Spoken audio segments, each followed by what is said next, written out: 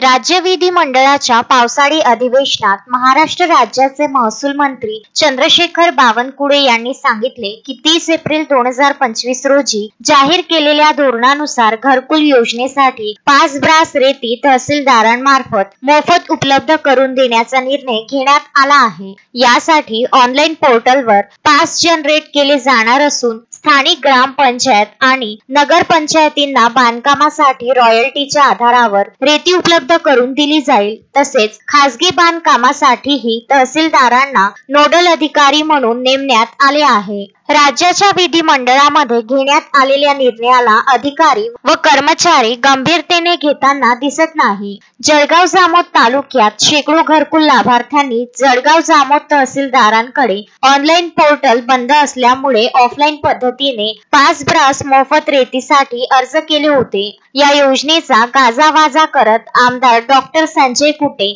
यांच्या उपस्थितीत तहसील कार्यालयात रेतीच्या पासेस वाटप करण्यात आल्या। आज 15 ते 20 दिवस उलटून सुद्धा त्या लाभार्थ्यांना रेती मिळत नाही। त्याच्या मागचं मुख्य कारण असं की संबंधित तलाठी व मंडल अधिकारी लाभार्थ्यांचे फोन उचलत नाही, उचलले तर उडवाउडवीची उत्तरे देतात। काही लाभार्थी गोडेगाव येथे रेती आणण्यासाठी गेले असता त्या ठिकाणी रेती तस्करांनी लाभार्थ्यांना धमक्या दिल्या की तुम्ही इथून चालले जा, नाहीतर आम्ही तुमची ट्रॅक्टर व वाहन जाळून टाकू व त्यांना जीवे मारण्याच्या धमक्या सुद्धा दिल्यामुळे लाभार्थी आपले वाहन घेऊन परत आले। या सर्व घटनेची कल्पना तेथे रेती घाटावर उपस्थित असलेले पटवारी यांना सुद्धा लाभार्थ्यांनी दिली होती। अशा परिस्थितीमध्ये लाभार्थ्यांना रेती कशी मिळणार याकडे सर्वांचं लक्ष लागलेलं आहे। घरकुल लाभार्थ्यांना 5 ब्रास मोफत रेती देण्याचा महसूल मंत्र्यांचा निर्णय हा काय फक्त कागदावरच होता का, की गोरगरीब जनतेचा छळ करण्यासाठी हा निर्णय घेतला होता,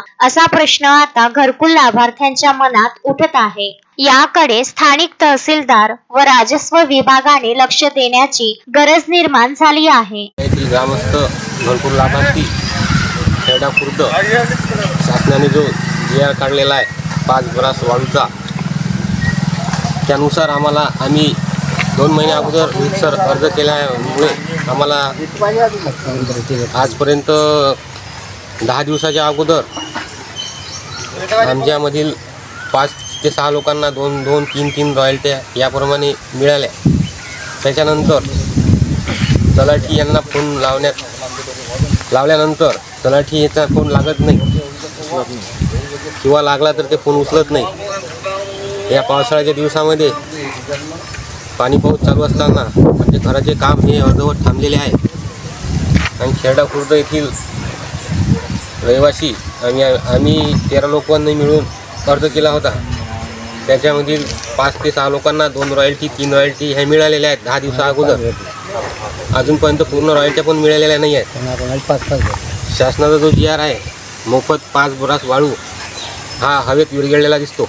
मनीष ताडे, विदर्भ न्यूज, जळगाव जामोद।